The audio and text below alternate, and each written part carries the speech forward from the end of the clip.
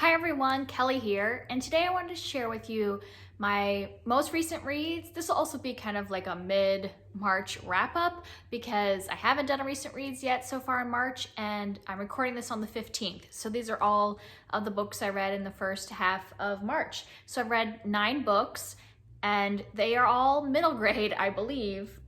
Yeah, I think they're all middle grade books. We're in the middle of middle grade March, and I had other plans like adult books to read, but I just really jumped into middle grade at the beginning of the month.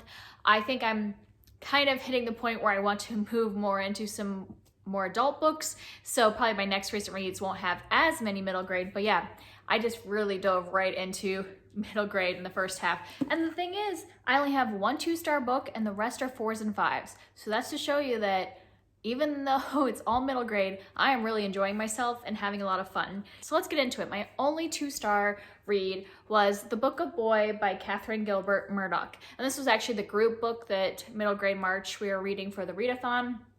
And it has been really polarizing from what I've heard from a lot of people.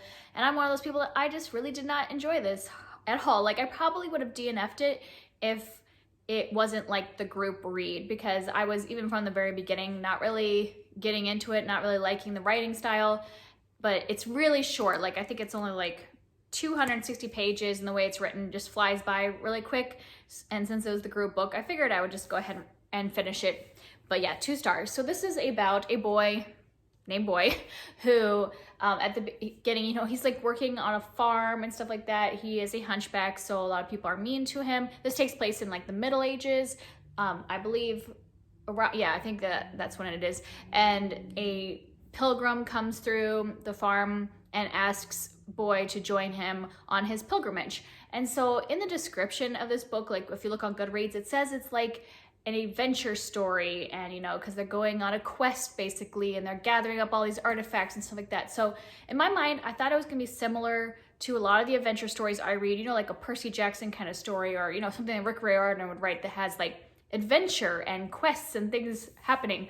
But this was not that. Yes, they're on a quest, but it is pretty boring quest. Like it seemed like every time they went to go get something, like get an artifact, it would be solved so quickly, or we wouldn't even see the action. Like Boy would be told what happens, and then like we'd get a tiny little bit of action, and that was it. And it just, everything was solved so quickly. There was no like conflict, it felt like. There is like a reveal that happens in this book. I didn't find it very interesting. Yeah, I just didn't really like much of anything. I didn't give it 1 star because I don't think it's like horrible or offensive or anything like that. I just was bored and didn't find it interesting. So yeah, probably would not recommend this, but go ahead and check out other reviews because there are people that really like it. So maybe they would kind of give you ideas of whether you personally would like it. So yeah, I have no 3-star books. So all the rest of these I really enjoyed. So I'm just going to kind of put them in order to the ones I like the best, but I enjoyed everything else that I read. And so the first 4-star book is The Magic Finger by Roald Dahl. And I have been reading, over the last year, I've been kind of reading most of Roald Dahl's books, and I've been listening to them on audiobook. So I listened to this one, and this one is narrated by Kate Winslet, and she is such a good narrator. She did Matilda, which I read last year. So good. And this is a short, tiny little book. I mean, it's got big words and like pictures and stuff, so I think the audiobook maybe is like 40 minutes or something like that, but she makes it really interesting. So I don't know how much I would have loved this if I just read the book, but like listening to her narrate it was so good. Since it's so short, I don't want to tell you much, but there's a girl who is really not in the story much at all. It's basically just what happens after, at the very beginning, she's mad at her neighbors because they are hunters and they are hunting ducks, and I guess she doesn't like hunting, so she puts the magic finger on them and turns them into birds. And she's basically not in the rest of the story, really. We're just following the neighbors and what happens when they get turned into birds. And it was just really entertaining listening to Kate Winslet. So I would say listen to it. When I've been reading these Roald Dahl books, I've been saying whether I think they're appropriate for kids, because even though he's a children's writer, some of them are not appropriate for young children. This one, I would just say there are guns and there's hunting. So that's just up to you whether that's something you want to share with your children. Obviously, if you are a hunter, this might not be the best book to read to your kids. So I probably won't read it to my 5-year-old. I'll probably wait a couple years because we don't really talk about guns in our household. So yeah, I really enjoyed it though, personally. As an adult, it was a lot of fun to listen to.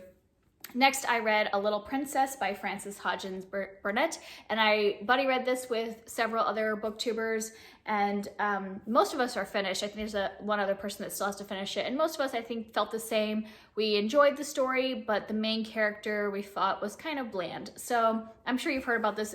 Our main character, Sarah, is the daughter of a very rich, was it captain or something like that, and he sends his daughter to this school to start learning and stuff like that, boarding school, and then something happens and her life drastically changes. I'm sure people know about it, but I don't want to spoil it if you haven't read it. I knew what was going to happen because I had read the abridged version of this book when I was younger. A lot of people have seen the movie, so you know, but just in case, I don't want to like spoil the plot line. But our main character, Sarah, she just is absolutely perfect. There's not like a single flaw in her character. No matter what happens to her, good or bad, she's the same person through the entire book. And I think that was kind of the point, was showing that no matter like what happens to her, she's still resilient and she's still happy and has an imagination and all that stuff. And I get that, but it is really boring to read to me. So I did really enjoy the writing. I thought it was a good story. But in terms of like a character, I found Sarah just a very boring character. So it wouldn't be like a favorite classic, but I gave it 4 stars because I do think it's like a good story, and I understand why it's a classic and why it teaches kids that, you know, you could still be, you know, a positive person no matter your circumstances. I get that all. I just want my characters to have some flaws and feel like real people, and Sarah didn't really feel like a real child to me. So that was my main complaint. And then next I read The Trumpet of the Swan by E.B. White. My 5-year-old and I actually listened to most of this. We did read some chapters at bedtime, but a lot of it we read in the car on the way to and from school, and we just both really enjoyed this a lot. This is about a little swan who is born without a voice, and so his family's trying to figure out how he's going to adapt, because how he's going to get a mate when he can't do the swan call and all that stuff, and then the adventures that the swan Louis gets on throughout his life, trying to figure out how to be a swan, be a trumpeter swan without a voice. And it was just a really cute story. The pictures are really adorable. So like my daughter and I, we would listen to it, but then we would go back and like look at all the pictures, and she had a blast. So I definitely would recommend this as a read aloud or listening to the audiobook. The audiobook's nothing special. It's read by the author, and I wouldn't say it's like an exciting audiobook, but it's fine. So if you wanted to listen to it in the car with your kids, it's perfectly appropriate for small children. There is a little bit of that, like, you know, this is written a while ago, so there's a little bit of that when he's first born, the parents being like, oh, he has a defect, and using the word defect, and that bothered me a little bit, but like, I understand that's a sign of the times. And it wasn't necessarily throughout the whole book. It was like at his birth and like at the beginning when the parents are worried about what's going to happen to him, using kind of not PC current language for a child who can't speak. But it was a really nice story. My daughter loved it, so I would recommend it. And then next, I read The Mad Apprentice by Django Wexler. This is book 2 in the Forbidden Library series. I had read Forbidden Library, the first book, I think like 2 years ago, maybe 2 summers ago. So it'd be like 1.5 years ago. And I really enjoyed it. It's about a girl whose father disappears, and so she is sent to live with her uncle. And like at the beginning, we don't know if he's actually an uncle or just like a family friend or whatever. So she's sent to live with her uncle, and he says that she can have the full run of the house, but she can't go into the library. It's forbidden. Of course, being a young child, she's curious, and she ventures into the library and finds there's a whole world of people who can read themselves into books and read things out of them, and there's all kinds of fantasy creatures. There's a cat who talks. I just really loved the first book, and so I was excited for the second book. I liked it, but I didn't love it because it had all those fun fantasy elements and all that stuff, but it's very much like, I'm trying to see it. So basically, we don't learn a lot new about the world in this book.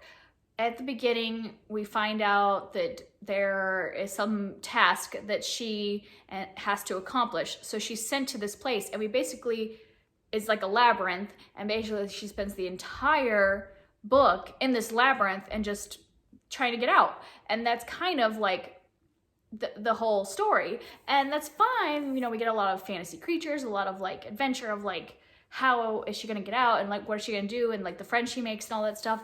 But it also can be a little stagnant because, you know, we're just watching her try to like get out of a place. It's like escape room, the Forbidden Library edition. And so it wasn't like my favorite, but towards the end I felt like it was setting up for more exciting things to happen in the next book. So I will continue the series and hope the next one doesn't all take place in one location, because that was just, you know, not the most exciting thing to just always be like trying to escape one location. And then next I read Magnus Chase and the Gods of Asgard, the first book, The Sword of Summer by Riordan. I haven't read a Riordan book in, I don't know, probably 5 years maybe. I had read the Percy Jackson series and the Heroes of Olympus like 5 or so years ago and really enjoyed them, thought they were fun, but they weren't like my new favorite books. But I hadn't picked up anything else by him, and then I'd heard lately that Magnus Chase was an interesting trilogy and it's finished, so I thought I would pick it up. And I did like it. I thought it was a lot of fun. I mean, it's definitely like what I was expecting when you hear about a quest book or an adventure book. This is what I expect, like, is what Rick Riordan gives us. And I do enjoy that. I found it entertaining throughout the entire book. I liked the main character of Magnus Chase. It's very similar to Percy Jackson, the setup in the terms of that Magnus Chase just thinks he's an ordinary human, and then one day he finds out that he's the son of a Norse god. And so then that's when his quest and adventures start, and all the people that he meets and other demigods and stuff like that.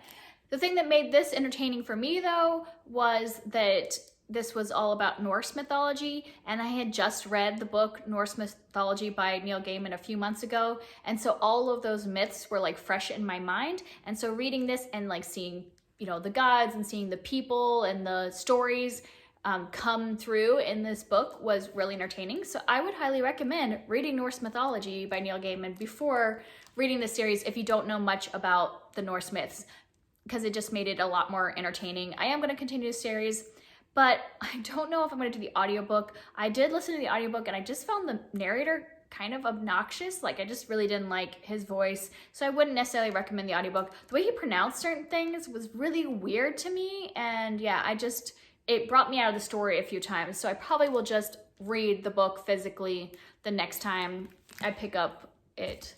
And now on to my 5-star books. So first I read Sweep, The Story of a Girl and Her Monster by Jonathan Auxier, and I buddy read this with Tia from Tia and All the Books, and I really enjoyed this book. This is a very, very hyped middle grade book on BookTube. Like, when people talk about their favorite middle grade books, a lot of people pick this one, and I would say I really enjoyed it. I thought it was a good book. I would not say it's one of my new favorites, and I luckily went into this one, since it's historical fiction, I kind of went into it not expecting it to be a new favorite, and I think that was a good way to just enjoy it. And so I would say don't go in with all the hype in your head, but I did think it was a cute story. So it's about a young girl who is a chimney sweep in Victorian England, and you know, that is a really hard job. A lot of bad things happen to kids who are sweeps, and just they live a hard life.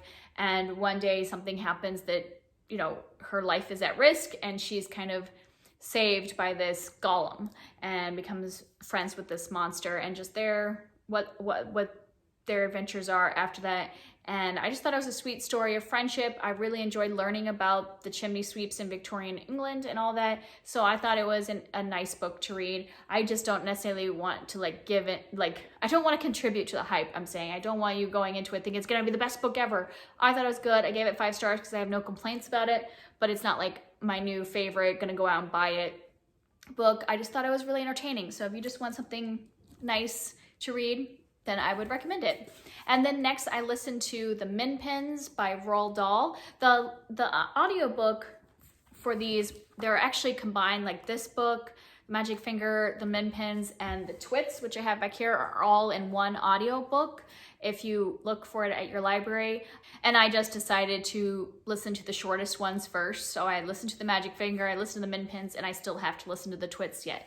But the Minpins I loved. It was 5 stars. It's a very short book. I don't know how many pages the actual book has. I think the audiobook was only like 30 minutes or something like that. It was very short, or maybe a little longer, 30 to 45 minutes, but it was so fun. I just really enjoyed it. So if you just want a short little story to read with your kids, like this one I would think is appropriate for kids as long as your children can handle suspense, because this is all about a boy who goes into the woods and then he hears a noise and he thinks, you know, something's coming for him.